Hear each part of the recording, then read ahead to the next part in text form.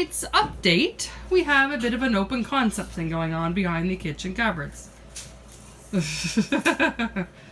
My husband has removed the old original window of the house in all of its glory.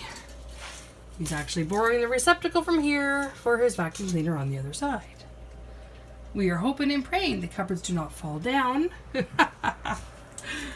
before, he reinforces this with some other thing. Open the doors. Open the doors. Open the doors and look past the glasses. Look past the glasses. Look past the glasses. I see there's a screw hole that has light showing through it. And some, I don't know, particle board strip that was there holding the shelf up. You see the top yet?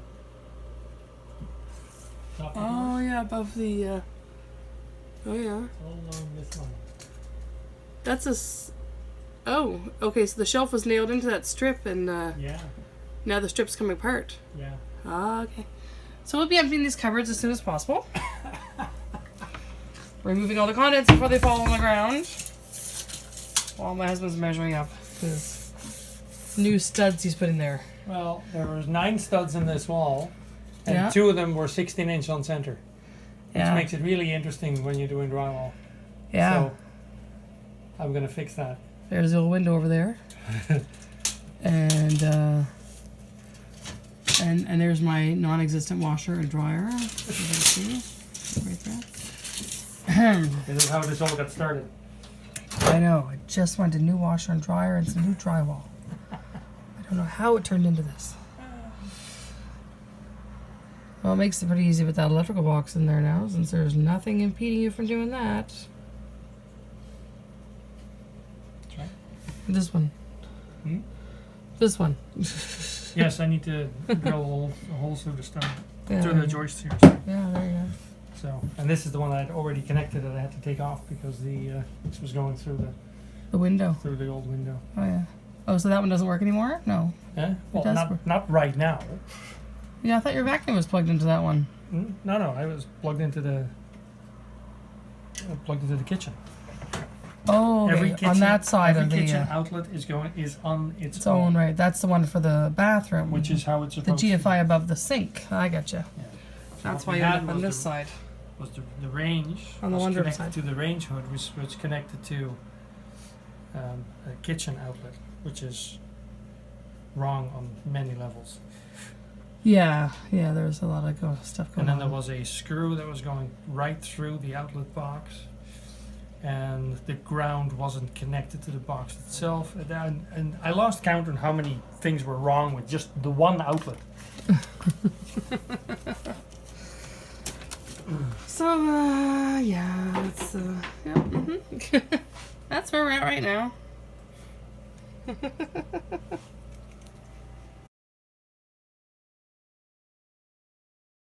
From the laundry room side, looking out at the kitchen and the Yeah. back of the cupboards.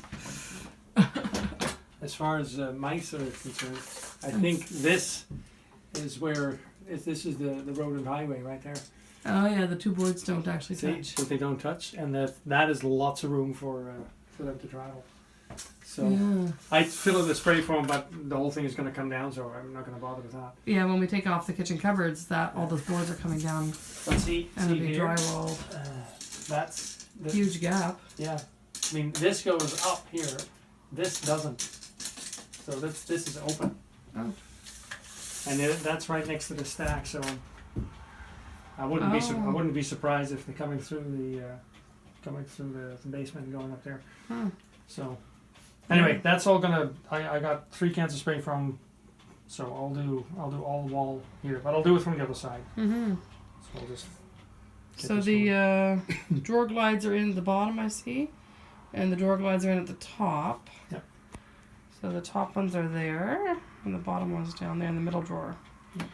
So you just need to make a shelf that pulls out, and a drawer that pulls out, and a shelf on the other side. Mhm. Yeah, and now I get some drywall around some plumbing. Looks handy. First part. I think to test the washing machine, you just hook up one of those hoses to the hot or cold, or both, and pour it down the drain pipe. Make sure nothing leaks out. You don't need the washer for that. True. Yeah, well, that's simple. Yeah. If everything's leaking, I'm gonna move a washer out of the way to find that out. Yeah. Did you do the faucet for the dryer yet? No, not yet. I have stuff in the kitchen counter. Yeah. So I'm going to do the same thing over there. I'm going to mount a block there. Mm-hmm. Mount a block that there's an elbow that comes out. So I'll use that, and I'll use copper for the last bit, so it's nice and solid, not mixed wobbling, and that'll be enough to hook up the dryer to it. So they recommend that you put a Y there, but then all those Yeah. and then You can't put a Y and then hook another hose across this great big opening. So, That'd be silly. It's just gonna look like that. Yeah, it's gonna be 2 separate faucets for that. And then this is the That's the standing pipe. was the standing pipe for the old washer. This is gonna be for the new laundry sink. It's gonna come in here. I'm not quite that tall, but No, but I believe that's the sink is gonna be here, so we can use the same hole here. yeah. So the only thing I need to do is close that up afterwards. Mm-hmm. So I left that there. So from there, the top part of that is copper, and then it's connected to picks going down, and that is going here, where these were underneath, going across. And of course, all the when they did the drain for this one, they notched out The joist. The joist, of course. Anyway, I'm not going to fix that now because we're going to fix the main line to the septic tank afterwards, because the slope is not enough. Mm-hmm. But there is the old window of the old that's going through the foundation wall is there, and it's about a good 2 feet higher. So I'm going to reroute it. So instead of going down and then with a very shallow slope to the septic tank, I'm going to make it come out, go through that window, and then it'll have at least a 2-foot drop to the septic tank, and that should help and make sure that it doesn't freeze like it did on December 31st. Yes, when we had a plumber come out to unfreeze our septic line. I did learn that the toilet down here is the lowest point in the house. Yes. That if you run water anywhere else and it doesn't leave the property, it fills up into the toilet. And I'm terrified of overflowing toilets. Yeah, is that lovely?